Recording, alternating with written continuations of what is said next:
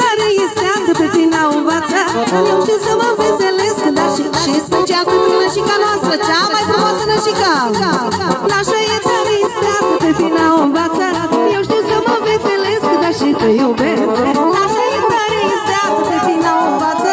Eu știu să mă veselesc, dar și să iubesc. Am o nașică, o floare, așa-i nașa mea. Ne gânducem la jucat și la sărutat. Am o nașică, o floare, așa-i nașa mea. Ne gânducem la jucat și la sărutat. Uiu și eu, cu frumos o cântec cu că pe nașa cu pina se uită lumea. Uiu și eu, ce frumos o cântec cu că pe nașa cu pina. Hai să trăiască toată adunarea. Bine, bine, bine, bine, iau, hai să trăiască și socrii, socrima, socrii și toată lumea prezentă.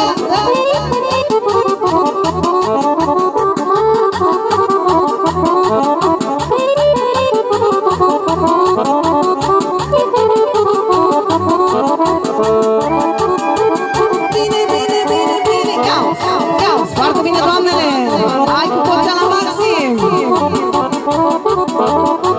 Iau ce spune. Mie mi-a plăcut în viață bărbățelul cu mustață, Ana crește călbioară, amândouă îmi plac pentru toate doamnele care iubesc bărbații mustăcioși.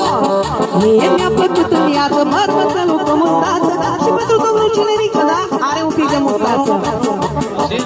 Mie mi-a plăcut în viață bărbățelul cu mustață și pentru nășicu, uite că nu văzusem, Doamne!